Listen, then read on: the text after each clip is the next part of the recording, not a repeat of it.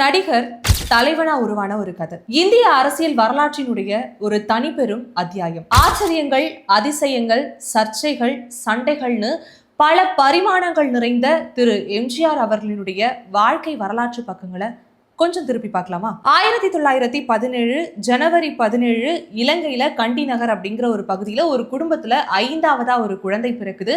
அந்த குழந்தை தான் இன்னைக்கு தமிழக அரசியல் வரலாற்றுல யாராலையுமே மறக்க முடியாத ஒரு தலைவரான எம்ஜிஆர் அவர்களுடைய ஒரு பிறப்பு. இவர் ஒரு செல்வந்தரான ஒரு டீசென்டான ஒரு ஃபினான்ஷியல் பேக்ரவுண்ட் கொண்ட ஒரு குடும்பத்துல தான் பிறக்கிறாரு. ஒரு சில நாட்கள் கடக்குது. தந்தையினுடைய இழப்பானது அந்த குடும்பத்திற்கு ஏற்படுது. அங்க பொருளாதாரத்தை அவங்க குடும்ப ரீதியா சந்திக்க முடியாத ஒரே காரணத்தினால இலங்கையிலிருந்து புறப்பட்டு தமிழகத்தை நோக்கி வராங்க அவங்களுடைய தாய். ஒரு சில பிணியின் காரணமா தான் பெற்றெடுத்த 5 பிள்ளைகள்ல பிணியின் காரணமா 3 பிள்ளைகளை இழக்கிறாங்க எம்ஜிஆர் அவருடைய தாயார். மீதம் இருக்கக்கூடிய 2 பிள்ளைகளோடு எப்படியாவது குடும்பத்தை நடத்தணும், வறுமை கோட்டில் இருக்க தன்னுடைய வாழ்வியலை மாற்றணும் அப்படிங்கிறதுக்காக மதுரையில் இருக்கக்கூடிய பாய்ஸ் கம்பெனி அப்படின்னு சொல்லக்கூடிய ஒரு நாடக கம்பெனியில தன்னுடைய 2 பிள்ளைகளையும் தெரிந்த ஒரு நபரினுடைய அறிவுறுத்தலால அவங்க இடத்துக்கு அனுப்புறாங்க. பாய்ஸ் கம்பெனி அப்படின்னு சொல்லக்கூடிய அந்த நாடக கம்பெனிக்குள்ள நுழைந்த எம்ஜிஆரும் அவருடைய அண்ணனும் இனிமே சினிமா துறை தான் நம்முடைய வாழ்க்கை அப்படிங்கிறத ரொம்ப உறுதிபூர்வமா புரிஞ்சுக்கிட்டு அங்கேயே பயணிக்க ஆரம்பிக்கிறாங்க. அங்கதான் எம்ஜிஆர் அவர்களுடைய முதல் குரு அப்படின்னு சொல்லக்கூடிய காளி என் ரத்னம் அவர்களுடைய அறிமுகமானது எம்ஜிஆர் அவர்களுக்கு நாளடைவில் கிடைக்குது. அது மட்டும் இல்லாம எம்ஜிஆர் அவர்கள் சிலம்பம் சுற்றுவது மீது ஒரு அதீத ஆர்வம் கொண்டதை காளி அவர்களுமே நோட் பண்ணி அவருக்கு என்னென்ன கைடன்ஸ் கொடுக்கணுமோ அதையுமே அவருடைய ஆரம்ப காலகட்டங்கள்ல கொடுக்குறாங்க. அங்க சின்ன சின்னதா ஒவ்வொரு கேரக்டர்ஸ் ஏற்று நடிக்க ஆரம்பிக்கிறாரு எம்ஜிஆர். சின்ன சின்ன கதாபாத்திரங்கள்ல தன்னை எந்த அளவுக்கு நிரூபிக்க முடியுமோ தன்னுடைய முழு ஆர்வத்தையுமே கொடுத்து அந்த இடத்துல நடிக்க ஆரம்பிக்கிறாரு. இப்படியாவே தன்னுடைய கலை பயணமானது எம்ஜிஆர் அவர்களுக்கு தொடங்குது. பொதுவாகவே ஆண் பிள்ளைகள் ஆண்களை பொறுத்த வரைக்கும் ஒரு வயதுக்கு பிறகு அவருடைய குரல் உடைவு அப்படிங்கிற ஒரு காரணம் ஒன்று ஏற்படும். அந்த வகையில எம்ஜிஆர் அவர்களுக்குமே குரல் உடைவானது ஏற்படுது.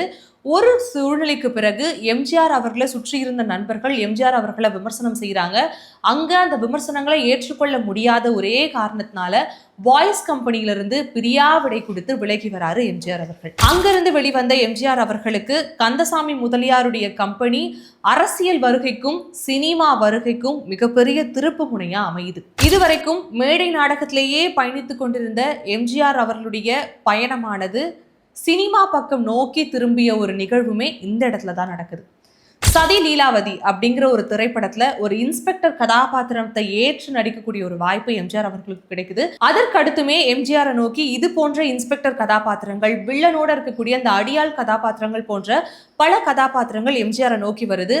ஆனா எம்ஜிஆர் அவர்கள் ஒரு சில கதாபாத்திரங்களை ஏற்று நடித்தாலுமே அந்த கதாநாயகன்ற ஒரு கனவு எம்ஜிஆருக்குள்ள தொடர்ந்து பயணித்துக் கொண்டேதான் இருந்தது. அதற்கு பிறகு 1946 ராஜகுமாரி அப்படிங்கிற ஒரு திரைப்படத்தின் மூலமா எம்ஜிஆர் அவர்களுடைய கதாநாயகன் கனவு நிஜமாகுது.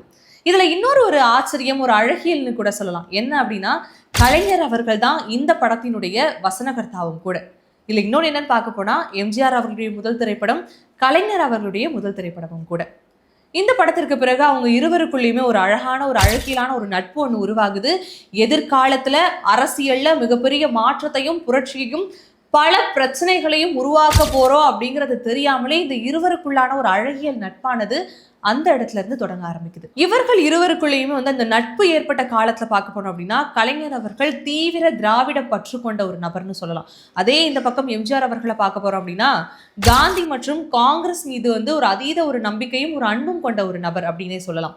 எந்த அளவுக்கு அப்படின்னா, கதர் ஆடை அணிந்து காந்திய வழியில பின்பற்றக்கூடிய ஒரு நபராக இருக்கக்கூடியவர் தான் அன்றைய நேர காலகட்டங்கள்ல எம்ஜிஆர் அவர்களுடைய எல்லா பழக்க வழக்கங்கள் மற்றும் செயல்பாடுகளுமே இருந்தது. இப்படிப்பட்ட ஒரு சூழ்நிலையில அண்ணா அவர்களுடைய ஒரு நாடகத்துல நடிக்கிறதுக்கு எம்ஜிஆர் அவர்களுக்கு ஒரு வாய்ப்பு ஒண்ணு கிடைக்குது. இவருமே எம்ஜிஆரும் என்ன சொல்றாருன்னா, சரி நான் நடிச்சு கொடுக்குறேன் அப்படின்னு சொல்றாரு. ஆனா எம்ஜிஆர் அவர்களுடைய அண்ணன் கூப்பிட்டு என்ன சொல்றாரு அப்படின்னா, இப்போதான் நீ திரைத்துறையில காலூன்றி இருக்க, இந்த நேரத்துல அரசியல் சாயம் உன் மேல பூசப்படுது அப்படின்னா அது உன்னுடைய சினிமா வாழ்க்கைக்கு மிகப்பெரிய இடையூறா இருக்கும் அப்படின்னு ஒரு அறிவுறுத்தவே, அண்ணனுடைய பேச்சை கேட்ட எம்ஜிஆர் அவர்கள் அந்த நாடகத்துல நடிக்கிறேன்னு முதல்ல சொல்லி, இல்ல எனக்கு வேண்டாம் அப்படின்னு அந்த இடத்துல இருந்து விலகி வராரு. எந்த ஒரு கதாபாத்திரத்தை வேண்டாம் அப்படின்னு சொல்லி விலகி வந்தாரோ எம்ஜிஆர், அந்த ஒரு கதாபாத்திரத்திற்கு கணேசன் அப்படின்னு சொல்லக்கூடிய ஒரு இளைஞர் தேர்ந்தெடுக்கப்படுறாரு. அந்த நாடகத்துல அவருடைய நடிப்பை பார்த்து வியந்து பின்னாளில் அவருடைய பெயரே சிவாஜி கணேசன் அப்படிங்கிறது மருவிய வரலாற்றுமே சினிமா வரலாற்றுல இருக்கதான் செய்யுது. அதற்கு பிறகு சினிமாவில் முழுநேர ஆர்வம் காட்டிய எம்ஜிஆர் அவர்கள் காங்கிரசுக்கு இந்த ஆதரவு கொடுக்கக்கூடிய அந்த விஷயங்கள்ல இருந்து கொஞ்சம் கொஞ்சமா விலக ஆரம்பிக்கிறாரு. இதற்கு பிறகுதான் 1949 பெரியாரிடமிருந்து அண்ணா விலகி வந்து ஒரு தனி கட்சி, அதாவது ஒரு முரட்டுத்தனமான இல்லாம ஒரு மென்மையான திராவிட சித்தாந்த கொள்கைகளோட ஒரு கட்சி ஒண்ணு ஆரம்பிக்கிறாரு. அண்ணாவுடைய இந்த மென்மையான கொள்கை எம்ஜிஆர் அவர்களுக்கும் அவருடைய கேரக்டருக்கும் ஓகே அப்படிங்கிற மாதிரி இருக்கவே அண்ணாவோடு இணைந்து செயல்பட ஆரம்பிக்கிறாரு எம்ஜிஆர். அரசியல்ல இப்படிப்பட்ட ஒரு நகர்வு இருந்தாலும் சினிமாவை பொறுத்த வரைக்கும் எம்ஜிஆர் மற்றும் கலைஞர் இருவருடைய கூட்டணி ஒரு மிகப்பெரிய மாபெரும் வெற்றி கூட்டணியா தான் பார்க்கப்பட்டது. காரணம் 1950 வெளிவந்த மருதநாட்டு இளவரசி மற்றும் மந்திரி குமாரி அப்படிங்கிற ஒரு படத்துல கலைஞர் அவருடைய எழுத்து மிகப்பெரிய ஒரு ரோல் கிரியேட் பண்ணுச்சுன்னே சொல்லலாம். திராவிட கொள்கையையும் சித்தாந்தத்தையும் வேர்தூக்கி காட்டிய ஒரு திரைப்படத்தினால இந்த இருவருடைய கூட்டணி ஒரு வெற்றி கூட்டணியா பேசப்பட்டது. அது மட்டும் இல்லாம மக்கள் அனைவருக்குமே ஒரு பிடித்தமான ஒரு விருப்பமான கூட்டணியாவே பின்னாளில் இந்த இருவருடைய கூட்டணியும் மாறி போனது. இதற்கு பிறகு 1952 திமுகவுக்கு தான் தன்னுடைய ஆதரவு அப்படிங்கிற ஒரு வெளிப்படையான கருத்தை எம்ஜிஆர் அவர்களுமே பொது இடங்கள்ல போற வர எல்லா இடங்கள்லயுமே பதிவு செய்ய ஆரம்பிக்கிறாரு. அந்த ஆண்டில் நடந்த ஒரு மேடையில கலைஞர் அவர்கள் புரட்சி நடிகர் அப்படிங்கிற ஒரு பெயரையும் ஒரு மாநாட்டு மேடையில எம்ஜிஆர் அவர்களுக்கு கொடுக்கிறாரு. அதே மேடையில பேசின எம்ஜிஆர் அவர்கள் கதர் ஆடையோடு அவர் பேசின வார்த்தை வந்து இப்ப வரைக்கும் பலருக்கு நினைவு இருக்கும்னு நினைக்கிறேன். ஏன்னா அவர் கதர் ஆடை அணிஞ்சுக்கிட்டு அண்ணா மற்றும் பெரியாரினுடைய வழியில் தான் நான் நடப்பேன், அதுதான் என்னுடைய சித்தாந்தம், அதுதான் என்னுடைய கொள்கை அப்படின்னு பேசினது இன்றைக்கு வரைக்கும் இருக்கக்கூடிய பல அரசியல் தலைவர்களால மறக்கவே முடியாத ஒரு நிகழ்வா தான் பார்க்கப்படுது. இந்த நிகழ்வு நடந்த பிறகு எம்ஜிஆர் அவர்களுடைய ப்ரொடக்ஷன்ல நாம் அப்படிங்கிற ஒரு திரைப்படத்தை அவர் வெளியிடுறாரு. இந்த திரைப்படம் அரசியல் கருத்தையும் திராவிட கருத்தையும் அறவே தவிர்த்திருந்தது அப்படின்னு தான் சொல்லணும். இந்த படம் வெளியான பிறகு ஒரு வெற்றி இருந்ததா அப்படின்னு கேட்டா மாபெரும் தோல்வி தான் இருந்தது. 1953 இந்த நிகழ்வானது நடக்குது. இந்த இடத்துல எம்ஜிஆர் அவர்களும் ஒரு மிகப்பெரிய அரசியல் கள நிலவர ஒரு யதார்த்தத்தை புரிஞ்சுக்கிட்டாரு அப்படின்னு தான் சொல்லும். ஏன் அப்படின்னா திராவிட கருத்தும் அரசியல் பேச்சுக்களும் தன்னுடைய திரைப்படத்திற்கு எந்த அளவுக்கு முக்கியம் அப்படிங்கிறத எம்ஜிஆர் அவர்கள் இந்த இடத்துல ரொம்ப தெளிவா உள்வாங்கி இருந்தாரு. அதுல இருந்து தன்னுடைய திரைப்படங்கள்ல திராவிட கொள்கைகளை முழுமையா உள்வாங்கி இருந்தார்னே சொல்லலாம். திராவிட கொள்கைகளை உள்வாங்கினதோட மட்டும் இல்லாம 1953 திமுகவினுடைய பல மேடைகள்ல பங்கேற்று பல அரசியல் ரீதியான கருத்துக்களையும் பேச்சுக்களையும் முன்வைக்க ஆரம்பிச்சாரு. இப்போ இந்த அளவுக்கு எல்லாத்துலயுமே ஒரு மனுஷன் சிறந்து விளங்குறாரு அப்படின்றப்போ கண்டிப்பா ஒரு போட்டியானது இருக்கும். அரசியல்லையும் சரி சினிமாவிலும் சரி அந்த காலகட்டத்துல எம்ஜிஆர் அவர்களுக்கு மிகப்பெரிய போட்டியா இடையூறா இருந்தது எல்லாமே சிவாஜி கணேசன் அப்படிங்கிற ஒரு நபர் மட்டும்தான். அரசியலையும் சரி சினிமாவிலும் சரி ரெண்டு இடத்துலையுமே இவருக்கு வந்து இடையூறா இருக்காரு. என்ன பண்ணலாம் அப்படிங்கிறது புரியல. உடனே ஒரு கட்டத்துக்கு மேல சிவாஜி கணேசன் கோவிலுக்கு போனதெல்லாம் ஒரு பிரச்சனையா வச்சு திமுகவுல ஒரு சலசலப்பு ஒரு சலனம் ஏற்படுது. திமுக மீது கொண்ட ஒரு கசப்பு இந்த மாதிரியான பேச்சு எல்லாமே உள்வாங்கிக்க முடியாம சிவாஜி கணேசன் அரசியல்ல இருந்து அந்த ஒரு தருணத்துல வெளியில வராரு. அரசியலை பொறுத்த வரைக்கும் எம்ஜிஆர் அவர்களுக்கு சிவாஜி கணேசன் அந்த ஒரு இடத்துல போட்டி இல்லாம இருக்காரு. இந்த இடத்துல எம்ஜிஆர் அவர்கள் திமுகவையும் சரி எல்லா ஒரு சூழ்நிலைகளையும் ரொம்ப சாதகமா பயன்படுத்திக்கிறார்.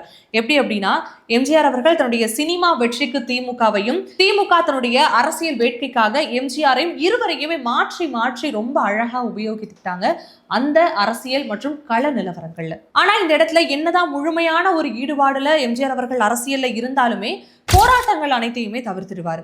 வெறும் இந்த கட்சிக்கு நிதி கொடுக்கிறது, கூட்டங்கள்ல எப்பாவது ஒரு முறை வந்து பேசுறது, இந்த மாதிரியான விஷயங்கள் மட்டும்தான் இருந்துச்சு. அது எம்ஜிஆர் அவர்களுக்குமே ரொம்ப கம்ஃபர்டபுளா தான் இருந்துச்சு. இருந்தாலும் 1958 நினைக்கிறேன் அந்த காலகட்டங்கள்ல பிரதமராக இருந்த நேரு அவர்கள் தமிழகத்திற்கு வரும் பொழுது திமுகவினுடைய தரப்பிலிருந்து கருப்பு கொடி காட்டும் போராட்டமானது ஒரு மிகப்பெரிய ஒரு போராட்டமா நடந்துச்சு. அந்த நேரத்துல யார் யாரெல்லாம் போராட்டங்களில் ஈடுபட்டாங்களோ அவங்க எல்லாரையுமே கைது செய்யறாங்க. அதே நேரத்துல எம்ஜிஆர் அவர்கள் படப்பிடிப்பு முடித்து வீட்டுக்கு போறாரு, அவரையுமே கைது செய்யறாங்க. நோட் பண்ண வேண்டியது அந்த போராட்டத்துல ஈடுபடாத எம்ஜிஆர் அவர்கள் அந்த இடத்துல கைது செய்யறாங்க. இந்த கைது தான் எம்ஜிஆர் அவர்கள் எந்த ஒரு போராட்டத்திலும் ஈடுபடாமல் செய்யப்பட்ட ஒரு முதல் கைது கூட. இதற்கு பிறகு எம்ஜிஆர் அவர்கள் என்ன நினைத்தாருன்னு தெரியல. 1959 தேர்தலுக்கான ஒரு உத்வேகமான ஒரு பிரச்சாரத்துல எம்ஜிஆர் அவர்கள் களமிறங்கினார்னே சொல்லலாம். அப்போ கிட்டத்தட்ட 100 இடங்கள்ல 45 இடங்கள் திமுகவை வந்து வெற்றி பெற்றது. அந்த வெற்றிக்கு மிகப்பெரிய ஒரு முகமாக எம்ஜிஆர் அவர்கள் திகழ்ந்தார். இந்த வெற்றிக்கு பிறகு திராவிட கருத்துக்களை குறைத்து கொண்டு திராவிட அடையாளங்களை தன்னுடைய படங்கள்ல வந்து நிறைய வெளிப்படுத்தினார் அப்படின்னு சொல்லலாம். ஃபார் எக்ஸாம்பிள் வந்து என்ன சொல்லலாம் அப்படின்னா, தான் அணியக்கூடிய அந்த ஆடை இருக்கு இல்லையா, அதை திமுகவினுடைய கொடியினுடைய நிறங்களுக்கு ஏற்ற வகை போல இருக்கிறது. அது மட்டும் இல்லாம அந்த கதாநாயகனுடைய கதாபாத்திரத்திற்கான பெயர் இருக்குல்ல, அது உதயசூரியன். அந்த கட்சிக்கு என்னென்னலாம் வைக்க முடியுமோ அது எல்லாத்தையுமே மென்ஷன் பண்ணி அந்த இடத்துல ரொம்ப அழகா ரொம்ப கச்சிதமா நிலைநிறுத்தி கொண்டார்னே சொல்லலாம். திமுகவும் வந்து தன்னுடைய வெற்றிக்கு எம்ஜிஆர் அவர்கள் ஒரு மிகப்பெரிய பக்கபலமா இருக்காங்க அப்படின்னு சொல்லி சட்ட மேலவை உறுப்பினர் அப்படிங்கிற ஒரு பதவியை கொடுத்து எம்ஜிஆரை வந்து அழகு பார்த்தாங்கன்னே சொல்லலாம். நாட்கள் இப்படியே நகருது. அதற்கு பிறகு எம்ஜிஆருடைய நடவடிக்கைகள் எப்படி இருக்கு அப்படின்னு பார்க்க போனா காங்கிரஸ் பக்கம் சாயிற மாதிரி இருக்கு. உடனே என்ன பண்றாரு, 1964 தான் வகித்து கொண்டிருந்த அந்த பதவியை திடீர்னு வேணாம் அப்படின்னு சொல்லி ராஜினாமா பண்றாரு. அதற்கு பிறகு எம்ஜிஆர் அவருடைய நடிப்புல என் கடமை அப்படிங்கிற ஒரு படம் வந்து ரிலீஸ் ஆகுது. அந்த படம் மிகப்பெரிய படுதோல்வியை சந்திக்குது. இந்த இடத்துல எம்ஜிஆர் அவர்கள் வந்து மீண்டும் ஒரு யதார்த்தத்தை புரிஞ்சுக்கிறாரு. திமுகவினுடைய ஒரு உதவி, ஒரு பக்கபலம் தனக்கு இந்த இடத்துல ரொம்ப தேவை அப்படிங்கிறத புரிஞ்சுக்கிறாரு. அந்த இடத்துல சொல்றாரு, நான் பதவியை தான் வந்து ராஜினாமா பண்ணேன், திமுகவினுடைய உறுப்பினர் அப்படிங்கிற ஒரு பொறுப்பையும் ஒரு பதவியையும் எந்த இடத்துலையுமே நான் இழக்கல அப்படிங்கிறத சொல்றாரு. மீண்டும் அவருக்கு மக்களுடைய செல்வாக்கானது உயர்ந்துச்சு. அதற்கடுத்துமே தொடர்ந்து திமுகவினுடைய அரசியல் பயணங்கள்ல எம்ஜிஆர் அவர்கள் தொடர்ந்து பயணிக்கிறாரு. 1967 பரங்கிமலை தொகுதியில எம்ஜிஆர் அவர்கள் தான் நிக்கணும் அப்படின்னு சொல்லி அண்ணா அவர்களுமே சொல்றாரு. அந்த நேரத்துல எம்ஜிஆர் அவர்களுக்கு ஒரு பயங்கரமான கொலை மிரட்டல்கள் வருது. என்ன பண்ணாலும் சரி நான் அந்த தேர்தலில் நிற்பேன் அப்படின்னு சொல்றாரு. எம்.ஆர். ராதா அவர்களுடைய துப்பாக்கி சூட்டுக்கு எம்ஜிஆர் அவர்களுடைய கழுத்தானது பதம் பார்க்கப்படுது. இருந்தாலுமே தான் கழுத்துல அந்த பேண்டேஜ் போட்டிருப்பாங்க இல்லையா, அதோட அனைத்து பிரச்சாரங்களையும் செய்கிறாரு. அந்த தேர்தலில் திமுக ஒரு பயங்கரமான வெற்றின்னு சொல்லலாம். அண்ணா முதல்வராக தேர்ந்தெடுக்கப்படுறாரு. அந்த 1967 தேர்தலில் ஆட்சியை பிடித்த கிட்டத்தட்ட 1.5 ஆண்டுகள் நினைக்கிறேன், புற்றுநோய்க்கு இரையான அண்ணாவுடைய மறைவானது ஏற்படுது. அதற்கிடையில நிறைய பிரச்சனைகள் கட்சிக்குள்ளே ஏற்படுது. அதாவது பிளவானதும் ஏற்படுது. யார் அடுத்த முதல்வராக போறா அப்படிங்கிற பதவிக்கான போட்டி திமுகவில் அன்றைய காலகட்டங்களிலும் நிகழ்ந்தது. ஒரு வழியா பல போட்டி பல பிரச்சனைகளை கடந்து கலைஞர் தான் வந்து முதல்வராக இருக்க போறாரு அப்படிங்கிற மாதிரியான முடிவுகள் வந்து நிறைவேற்றப்படுது. அதற்கு பிறகுமே கூட எம்ஜிஆரினுடைய அசைக்க முடியாத ஆதரவு திமுகவுக்கே தான் இருந்துட்டு இருக்கு. எந்த அளவுக்கு அப்படின்னா, ஒரே ஒரு நாள்ல கிட்டத்தட்ட 50 மேடைகள்ல போய் கலந்துட்டு பேசக்கூடிய பல நிகழ்வுகளை எம்ஜிஆர் அவர்கள் நிரூபித்து காட்டிட்டே இருந்தார். அந்த பக்கம் ராஜாஜி மற்றும் காமராஜர் அவர்களுடைய கூட்டணி ஒரு பக்கம் பலமா இருக்கு. இருந்தாலுமே தமிழகத்தை பொறுத்த வரைக்கும் கலைஞர் மற்றும் எம்ஜிஆருடைய கூட்டணி ஒரு வெற்றி கூட்டணியா தான் தொடர்ந்து பயணித்து வந்தது. அதற்கு பிறகு 1971 ஒரு தேர்தல் நடக்குது. அதுல 183 இடங்களை வந்து திமுகவே தனியா நின்று ஜெயிக்கிறாங்க. கிட்டத்தட்ட 203 தொகுதிகள் கூட்டணியினுடைய உதவியால ஜெயிக்கிறாங்க. ஒரு மாபெரும் வெற்றி. இந்த வெற்றியின் பொழுது எம்ஜிஆர் அவர்கள் பட ஷூட்டிங்காக வெளியூர்ல இருக்கிறாரு. உடனே இந்த வெற்றியை பார்த்ததும் போன் பண்ணி கலைஞருக்கு வாழ்த்து தெரிவிச்சு உடனே சுகாதார அமைச்சர் பதவி தனக்கு வேணும் அப்படிங்கிறதையும் அந்த போன் கால்லேயே கேட்கிறாரு. ஆனா திமுக அந்த நேரத்துல பல சலசலப்புகளும் சர்ச்சைகளும் நிறைந்திருந்தது இல்லையா. அப்போ கலைஞர் அவர்கள் வந்து எம்ஜிஆரை கூப்பிட்டு என்ன சொல்றாங்க அப்படின்னா, உங்களுக்கு பதவி கொடுக்கறதெல்லாம் ஓகே தான், ஆனா உங்களுக்கு பின்னாடி நடிகர் அப்படிங்கிற ஒரு பட்டம் இருக்கு இல்லையா, அதை வேணா விட்டுட்டு வாங்க, நாங்க உங்களுக்கு இந்த பதவி கொடுக்குறோம் அப்படின்னு சொல்றாரு. ஆனா எம்ஜிஆர் அவர்கள் அந்த நேரத்துல அரசியல் அப்படிங்கிற ஒரு பட்டம் வேண்டாம், நடிகர் அப்படிங்கிற ஒரு பட்டம் வேணும் அப்படின்னு சொல்லி அந்த இடத்துல நடிகருங்கிற பட்டத்தை தேர்ந்தெடுக்கிறாரு. அன்றைய நேரத்துல அவர் நடிகரா இருக்கணும் அப்படின்னு தேர்ந்தெடுக்கப்பட்ட ஒரு பட்டம் பின்னாளில் அவரை முதலமைச்சராகவும் அரசனாகவும் அமர்த்தி அழகு பார்த்தது. இதற்கு பிறகு வந்து திமுக பல பிரச்சனைகளும் மோதல்களும் ஏற்படுது. எப்படி ஆகுது அப்படின்னா, கலைஞர் வெர்சஸ் எம்ஜிஆர் அப்படின்னு உருவாகுது. சொல்ல போனா எம்ஜிஆர் அவர்கள் நடிக்கக்கூடிய படங்கள்ல வந்து நம்பியாரா வில்லன் நடிப்பார் இல்லையா, அந்த நம்பியாரே கலைஞர் தான் அப்படின்னு சொல்லக்கூடிய பல பிரச்சனைகள் ஏற்படுது. பல செய்தித்தாள்களையும் பல பத்திரிகைகள்லையும் வந்து இவர்களுக்குள்ளான ஒரு மோதலே வந்து தலைப்பு செய்தியாக மாற்றப்பட்ட பல செய்திகளுமே இருக்கதான் செய்யுது. அது வரைக்குமே திமுகவை பொறுத்த வரைக்கும் எம்ஜிஆர் வந்து ஒரு ஐடென்டிட்டியா இருந்தாரு அப்படிங்கிறது இப்ப வரைக்குமே எல்லாருக்கும் தெரியும். இந்த நேரத்துல ஒருவேளை எம்ஜிஆர் திமுகவில இருந்து விலகி போயிட்டா அது திமுகவினுடைய வெற்றிக்கு வந்து எங்கேயாவது பாதகமா இருந்துருமோ அப்படின்னு யோசிச்ச கருணாநிதி என்ன பண்ணார் அப்படின்னா, அவருடைய மகனான முத்துவை இந்த இடத்துல அரசியல் களத்துக்கு கிடையாது, சினிமா களத்துக்கு எம்ஜிஆர் அவர்களுக்கு போட்டியா இறக்கி விடுறாரு. என்ன பண்ணாலும் சரி எம்ஜிஆருக்கு இருக்கக்கூடிய ஒரு ஆதரவும் ஒரு அன்பும் இருக்குல்ல, அது வந்து மக்கள் மத்தியில தொடர்ந்து குறையாமலே தான் இருந்து வருது. ஆனா இந்த பிரச்சனையும் பேரலா நீடிச்சுட்டே தான் இருக்கு. பெரியாருமே பல இடங்கள்ல சமரச பேச்சுக்கு முயற்சி பண்றாரு. இருந்த போதிலும் பெரியார் முயற்சித்த பல சமரச பேச்சுகளும் தோல்வியையே தான் அரசியல் களத்தை பொறுத்த வரைக்கும் தழுவியது. 1972 அக்டோபர் 15 எம்ஜிஆர் அவர்களை திமுகவிலிருந்து அதிகாரப்பூர்வமா நீக்கிறாங்க. உடனே 1972 அக்டோபர் 17 அண்ணா திராவிட முன்னேற்ற கழகம் அப்படிங்கிற ஒரு கட்சியை எம்ஜிஆர் அவர்களுடைய முன்னிலையில தொடங்கப்படுது. எந்த ஒரு மேடையில கலைஞர் புரட்சி நடிகர் அப்படிங்கிற ஒரு பெயரை எம்ஜிஆர் அவர்களுக்கு கொடுத்தாங்களோ அந்த பெயர் பின்னாளில் புரட்சி தலைவரா உருமாறியது. திமுகவினுடைய வெற்றி அப்படின்னு பார்க்க போனா மாணவர்கள், அதாவது இளைஞர்களுடைய வாக்குகள் மூலமா தான் திமுகவினுடைய வெற்றியானது சாத்தியமானது. ஆனா அந்த மாணவர்களும் அந்த இளைஞர்களும் எம்ஜிஆர் அவர்களுக்கு ஒரு பக்கம் ஆதரவா நிக்கிறாங்க அப்படின்னு தெரிஞ்ச உடனே மாணவர்கள் மீது திமுக ஒரு மிகப்பெரிய ஒரு தடியடி, ஒரு அக்ரெசிவான ஒரு தாக்குதல்ல ஈடுபடாங்க. அதற்கு பிறகு மாணவர்கள் அனைவருமே திமுகவிற்கு எதிரானவர்களா நிற்க தொடங்குறாங்க. இதுவரைக்கும் திமுக காங்கிரசுக்கு எதிரானவர்களா நிக்கிறாங்க. ஆனா எம்ஜிஆர் ஒரு கட்சி ஆரம்பிச்சாரு அப்படின்னு தெரிஞ்ச உடனே கலைஞர் அவர்கள் எப்படி மாறுறாரு அப்படின்னா, ஒருவேளை நான் தோத்தா கூட காமராஜர் ஜெயிக்கலாம் அப்படின்னு சொல்றாரு. இந்த இடத்துல கலைஞர் எடுத்த ஆயுதம் என்ன அப்படின்னா, இப்போ நாம் தமிழர் கட்சியை சார்ந்த சீமான் அவர்கள் எந்த ஒரு விஷயத்தை கையில் எடுத்திருக்காரு, தமிழர்களே ஆள வேண்டும் அப்படிங்கிற ஒரு விஷயத்தை கையில் எடுத்திருக்காரு இல்லையா? அதே விஷயத்தை தான் திராவிட கொள்கையையும் திராவிட சித்தாந்தத்தையும் கொண்ட கலைஞர் அவர்கள் தான் திராவிடத்தை பின்பற்றணும் அப்படிங்கிற ஒரு விஷயத்தையே மறந்து தமிழன் அப்படிங்கிற ஒரு கண்ணாடியை போட்டுக்க ஆரம்பிச்சாரு. இந்த பக்கம் எம்ஜிஆர் அவர்கள் பேரலா என்ன பண்றாரு அப்படின்னா, காமராஜரை அடிக்கணும் அப்படிங்கிறதுக்காக ஜாதி அப்படிங்கிற ஒரு கண்ணாடியை எடுத்து அணிய ஆரம்பிக்கிறார். என்னதான் திராவிட கட்சியாகவே இருந்தாலும் கூட தமிழன் வெர்சஸ் ஜாதி அப்படிங்கிற ஒரு அடிப்படையில தான் அன்றைய காலகட்டங்கள்ல அரசியல் களம் ஒரு சூடு பிடித்த ஒரு களமாகவே தொடங்க ஆரம்பிச்சது. இதற்கிடையில மலையாளி அப்படிங்கிற ஒரு பின்பமும் எம்ஜிஆர் அவர்களை பின்தொடர ஆரம்பிச்சது. அதற்கு பிறகு மலையாள கடைகள் மற்றும் மலையாள திரைப்படங்கள் ஓடக்கூடிய அனைத்து சினிமாக்களும் அடித்து நொறுக்கப்பட்டது. இந்த இடத்துல எம்ஜிஆர் அவர்களுக்கு ஒரு மிகப்பெரிய ஒரு பயமே ஏற்பட்டதுன்னு கூட சொல்லலாம்.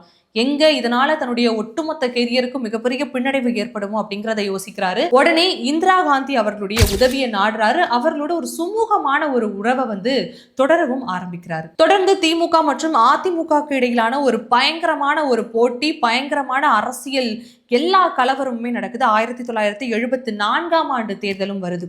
அதுல எம்ஜிஆர் அவர்கள் சிபிஐ மற்றும் காங்கிரஸ் கட்சியோடு கூட்டணி அமைக்கிறாரு.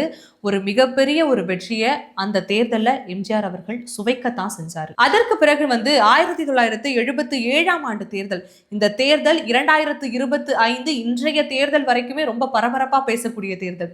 காரணம் என்ன அப்படின்னா, 1967 தேர்தல்ல காங்கிரசினுடைய ஒட்டுமொத்த ஆட்சியையும் கலைத்து திமுக முதல் முறையாக ஆட்சியை பிடிக்கிறாங்க.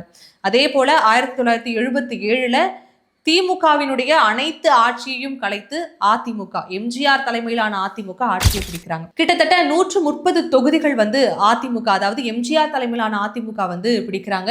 140 தொகுதிகள் கூட்டணியினுடைய உதவியால பிடிச்சு ஒரு மாபெரும் ஆட்சியை அமைக்கிறாரு எம்ஜிஆர் 1977 நடந்த தேர்தலின் போது. இந்த வெற்றிக்கு பிறகு எம்ஜிஆர் அவர்கள் முதல்வரா பதவியேற்க போறாரு.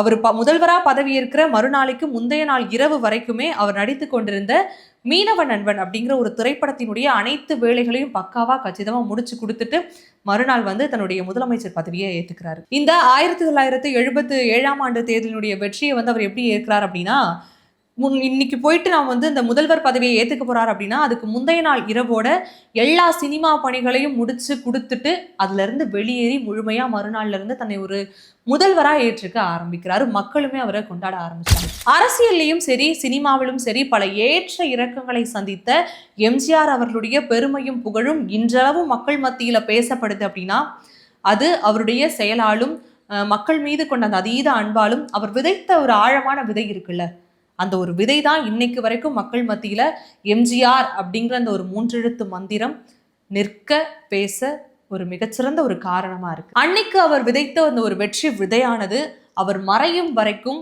எந்த ஒரு ஏற்ற இறக்கமும் இல்லாமல் ஒரு உயரிய கம்பத்துல பறக்கக்கூடிய ஒரு கொடி போலதான் அவருடைய வெற்றி கொடியானது பறந்தது. இன்று வரைக்கும் அவர் இல்லைனாலுமே கூட அவர் உருவாக்கப்பட்ட அதிமுகங்கிற ஒரு கட்சியினுடைய ஒரு ஆகச்சிறந்த ஒரு உருவமா எம்ஜிஆர் அவர்கள் இன்றளவும் திகழ்ந்து கொண்டிருக்கார்.